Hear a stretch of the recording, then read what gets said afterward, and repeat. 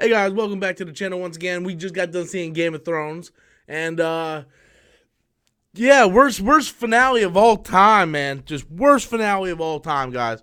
Worst finale. Like if you guys ever remember the Full House finale, worse than that. Home Improvement finale, worse than that. Just worst finale in history. Shut the fuck up, people. Shut up. Look, if you don't like it, that's your right. You have the right to not like it. To spread hate and toxicity just for the fact of spreading hate and toxicity, that's ridiculous. That's absolutely positively ridiculous. I personally liked the finale a lot. I was on the edge of my seat through most of it because I didn't know what to expect. I didn't go look at the leaks like a lot of people did. I didn't know what to expect. I thought there was a lot of good stuff in this episode. And I think it's, to be honest, if you want to get my opinion, I think it's the perfect ending to the series because the episode starts off with the aftermath of the Mad Queen just burning everything to ash. And there's so much in this episode that calls back to previous episodes in the series. Like the fact that when Daenerys was in the Tower of the Undead or whatever that was, and she had the vision of the Iron Throne and the snow was falling from this broken ceiling and stuff. We got that vision. And it wasn't snow, it was ash. And we got so many different things in this. And the whole callback of Arya going, what's west of Westeros, was another callback of something she said like back in season 5. So there's so many references and tie-ins from previous seasons that I think Benioff and Wise was able to pull off and pay off. I think it worked so well. This episode actually had me frightened a little bit. Like when Tyrion and everybody's walking down and they just see the carnage. And then they get to this one spot where you see the Sully just everywhere. Like, all the Sully. And then Daenerys comes out, and then, like, when Jon just looks up and he sees, like, this ruined castle with this giant Targaryen banner just hanging down. And it looked like something from World War II. It looked like something you would see, like, Adolf Hitler do. And Dany comes out, and she gives this speech.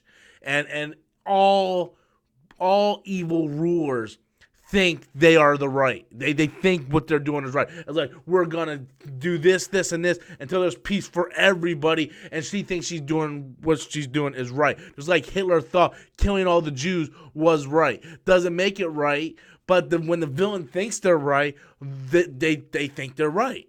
You know, and they think they're the good guy in their own story. That Dany has been, brainwashed to believe that she is all these things and it's her destiny to do this. And when I think Tyrion was the best in this episode that we have seen in ages.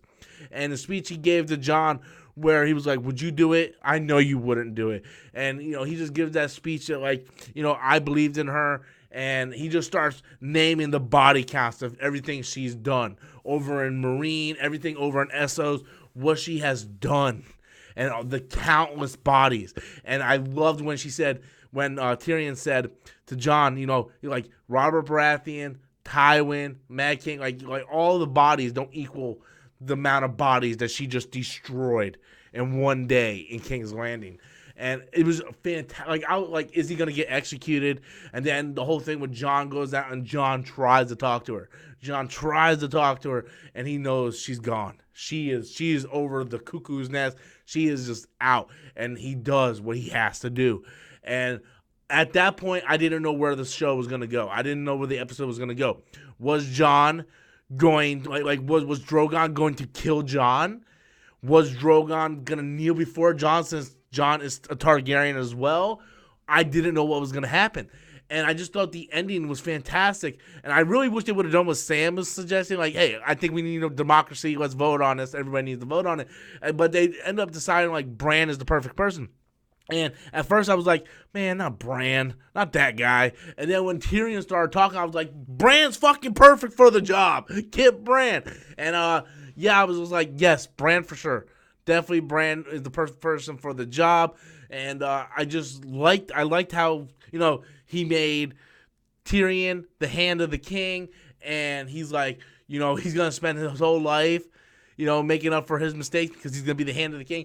And then just to see, the council of the king where we have, Bran as the king, we have Tyrion, we have Sam as the Grand Maester now, Braun's over there. Like it was just so good seeing all those characters and finally get resolution to all those characters. And the fact that Arya's going west of Westeros, this, call back to that. And then Jon, who technically should have been king, right? Technically should be Jon or Gendry. For a second I thought it was going to be Gendry, but technically it should be Jon. And for some reason, they really didn't bring up his Targaryen heritage at all. That kind of questioned me. I'm like, well, why? Like, he's a Targaryen. Why didn't they do that?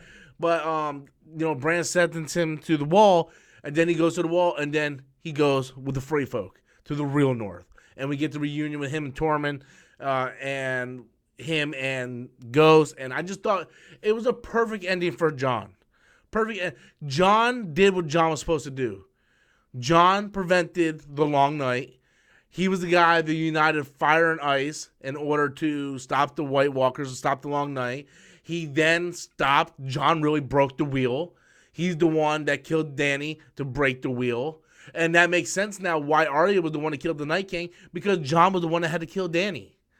Jon had to kill the love of his life, in order for everybody, in order to have peace. Because Jon only cares about the peace of the realms. Jon's a good person. So it makes so much sense. And Jon did all this, and now it's his turn to live happily ever after in the North. And he belongs there. And they hinted that back in episode 4 when Tormund was like, you belong in the North, the real North. And a lot of Jon spent in the North in the first 4 to 5 seasons. That's where he was. He was over there. And it's so well. It's so well. The Sansa thing kind of bothers me a little bit, but not enough to like go ranting and start signing petitions. This ain't my Game of Thrones. Because I don't see how she can get away with just like, yeah, I'm not gonna be a part of the realm.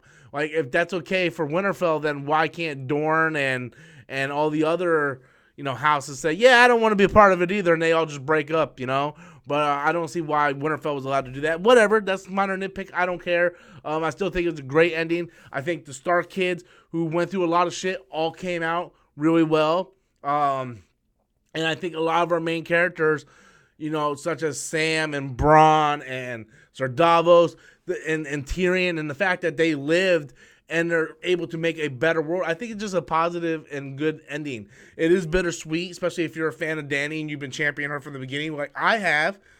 But when she turned, she turned. There's nothing to say about that. But yeah, guys, I just thought it was a great episode, great finale. I think it finished everything the way it should be finished, and I am satisfied with the ending. There's a lot of times, and you guys know, if you're an anime fan like me, the finales don't always work. They don't always work. Dragon Ball has some of the worst finales of all time.